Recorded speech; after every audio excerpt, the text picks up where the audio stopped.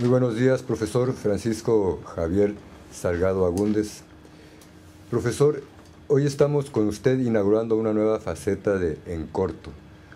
Nos vamos a dedicar a visitar a personajes importantes del acontecer político local y vamos a tratar de que ante la opinión pública desentrañemos temas que son actualmente importantes.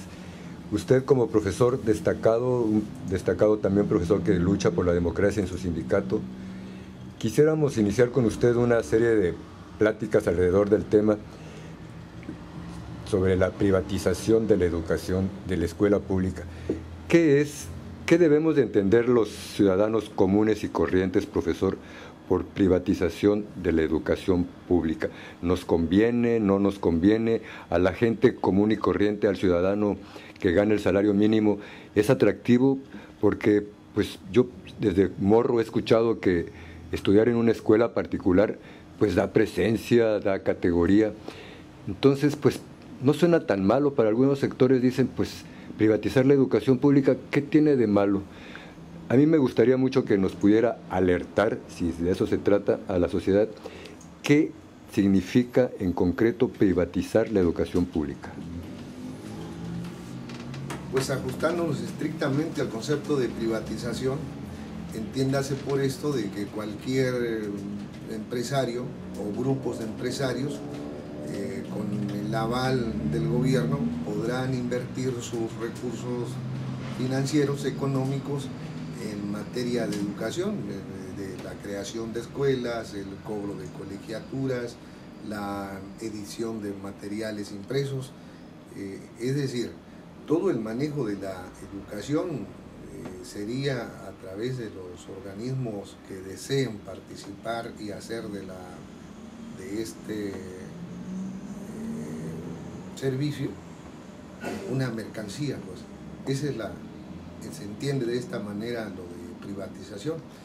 Y en el caso de hasta ahora, de materia educativa, el Estado es garante pues de que la administración del propio sistema educativo nacional como responsabilidad del Estado para precisamente garantizar que los mexicanos que no tengan la posibilidad de mandar a sus hijos a escuelas particulares pues puedan tener acceso a este derecho humano, ¿no? Un derecho universal. Esa es la diferencia. La privatización es el comercio, es quien decida invertir, vista como negocio, ¿no? O sea, y la educación pública, es un recurso de carácter social. o sea, un empresario podría invertir, por ejemplo, en abrir una escuela en Fidepaz, porque es un mercado atractivo para sus clientes, para los jóvenes, para los niños. Pero, por ejemplo, abrirlo en Agua Escondida, en ese criterio que usted nos está marcando, sería arriesgado para este empresario. ¿Es así de sencillo el razonamiento que usted nos trata de enviar? Sí, entender pues que vivimos en una sociedad pluricultural y con niveles socioeconómicos bastante diferenciados, ¿no? Por regiones. El nivel de ingreso de la sociedad mexicana es bastante cambiante, ¿no? Entonces, que la educación toda tenga este sello, esta característica, sería tanto como limitar a aquellos sectores marginados de la sociedad para que no tenga acceso a la misma.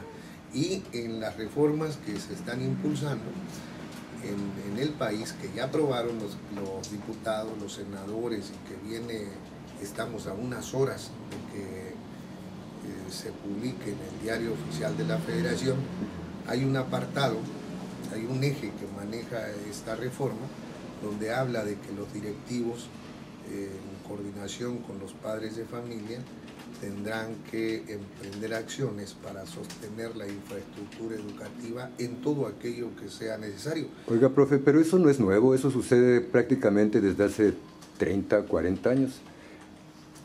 Bueno, lo que sí es nuevo es que esto se eleva a rango constitucional, es ley pues.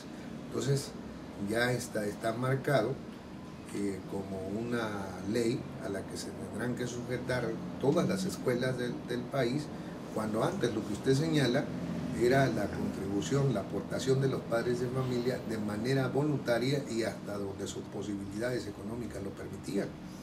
Ahora es prácticamente el deslinde del Estado de la responsabilidad de mantener y sostener la educación pública. Oiga, profe Salgado, pero yo escucho que el discurso de los compañeros de ustedes de gremio, del sindicato del CENTE que dirige la profesora Elvester, coinciden, prácticamente son los mismos conceptos, la defensa de la escuela pública, no a la privatización. ¿Cuál sería la diferencia o cuáles serían los puntos de coincidencia entre ustedes y el CENTE en la defensa de la escuela pública? Bueno, un poquito de historia.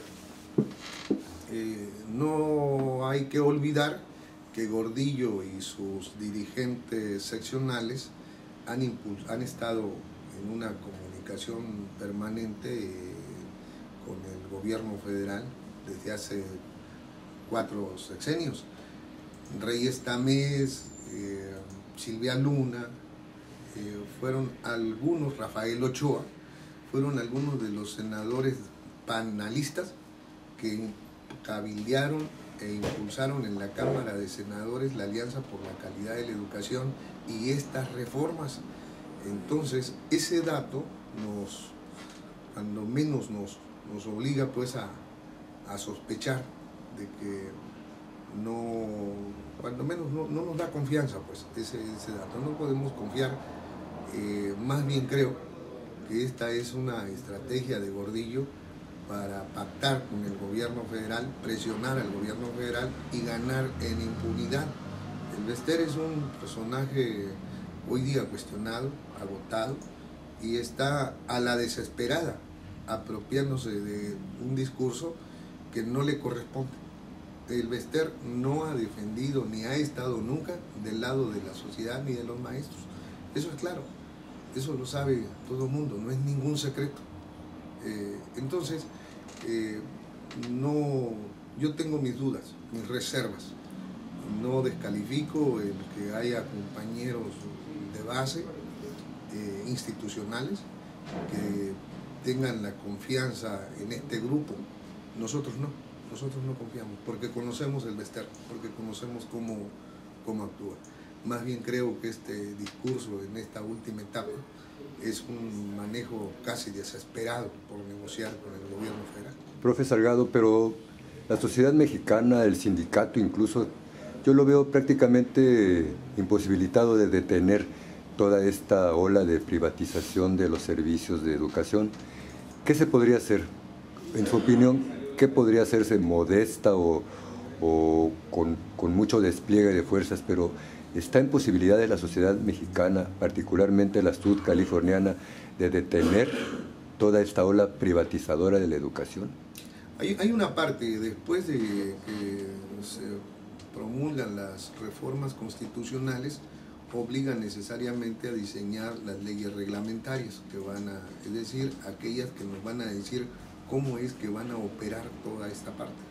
Ahí nos queda ese recurso para poder empujar y que estas leyes, cuando menos preserven el carácter de gratuidad de la educación, que preserven los derechos de los trabajadores, que dé certeza a la contratación de los nuevos trabajadores de la educación que se van incorporando al servicio y de quienes ya estamos, ¿no? Entonces, esa es una parte que todavía falta por revisar y de la cual se va a discutir muchísimo. Hay otra parte que también pudiéramos recurrir, que es la vía jurídica, que es lo que nosotros estamos impulsando en este momento. Organismos internacionales con los que México tiene signados convenios establecen de manera muy clara que ninguna reforma a la Constitución de ningún país podrá ser de carácter regresivo, sino todo lo contrario. Pues, por eso nosotros decimos, estas reformas de Peña Nieto son regresivas, no fueron elaboradas para que pudiéramos avanzar a un nivel de bienestar, me refiero a la población en su conjunto. Entonces, en ese sentido, pues, es que nosotros vamos a impulsar una campaña nacional de amparos contra esta medida, ¿no? Muchas gracias, profesor. Gracias.